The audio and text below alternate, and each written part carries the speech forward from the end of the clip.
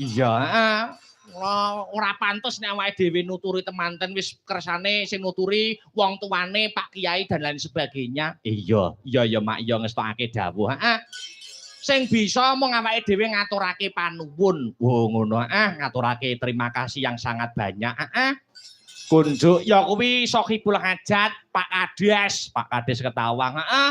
Pak Iswantara anggone wis ngraketake tali paseduluran tali silaturahmi ngantarane Pak Kades kelawan kanca-kanca sanggar seni Astabrata lan wis paring rejeki marang awake dhewe. Heeh. Saengga awake dhewe bisa njembarke sedulur no. Oh ngono, heeh. Dadi liyane golek rejeki diniati ngibadah, heeh. Uga nambah dulur. Ngono ya, Mak. Heeh. Apa meneh awake dhewe pentas ning laladan Kukuban Ketawang, heeh. Ketawang Kecamatan Gundang ki ya perdana lagi bengi iki oh ning Ketawang, heeh. Nek Mojoseto wis sering, heeh. Sijine meneh ki ndi ke? Si andinge Mojoseto Karangsemi, iya. Karangsemi gak neh. Ndak roh aku, ora enek kabar no. Iya. Iya, ora dadi boyo pangopo. Nek ning Ketawang yo lagi iki. Heeh. Dadi wong Ketawang Gundang kene di bawah kepemimpinan Pak Kades haus hiburan, kangen karo wayangan. Oh ngono ya, Mak. Silaturahmi karo Pak Lurah, heeh, Pak Kades Ketawang matur nuwun. Matur nuwun kok ora iso ya kuwi matur apa-apa, ora iso matur akeh-akeh. Iya. Apa meneh di era sekarang no, heeh, jaman saiki, heeh. Wong kuwi kok jek gelem nguri-nguri karo budayane, tresna karo wayang kulit, heeh. Kuwi awake dhewe wis matur nuwun. Ngono, heeh. Ana wong kok ana desa, entah kuwi desa, entah kuwi dusun, heeh. Apa perorangan kok nanggap wayang kuwi wis hebat luar biasa diacungi jempol. Oh, ngono, Mak. Mergo apa? Saiki kuwi pemotongan anggaran kuwi akeh banget no. Ngono. Heeh, ning desa-desa, heeh.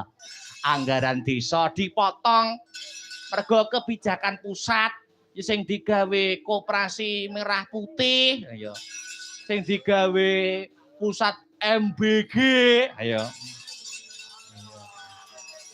Iya. Lah ya, heeh.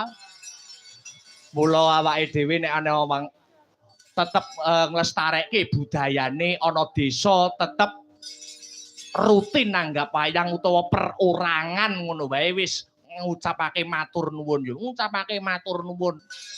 Iya ya Mak ya. Ning tak kira untuk seluruh masyarakat Nganjuk tak kira ora luntur kok no. Heeh. Senajan semua kebijakan mempengaruhi anggaran, ya. Ning tak kira warga masyarakat ana ing Kadipaten Nganjuk tidak luntur rasa tresnane marang kabudayan wabil khusus wayang kulit. Wo ngono ya, Mak. Muga-muga iso terus dipertahankan. Biyen ana sing meneliti no, meneliti. Heeh. Pagelaran wayang terbanyak, heeh. Kuwi ana ing laladan Nganjuk, heeh. Entah kuwi dalang loka, entah kuwi dalang saka njaba. Pagelaran terbanyak kuwi ana ing Kabupaten Nganjuk. Aja to desane ngenekke bersih desa. Per dusun wae mesti ngenekne bersih dusun dhewe lho, no. Ngono, heeh.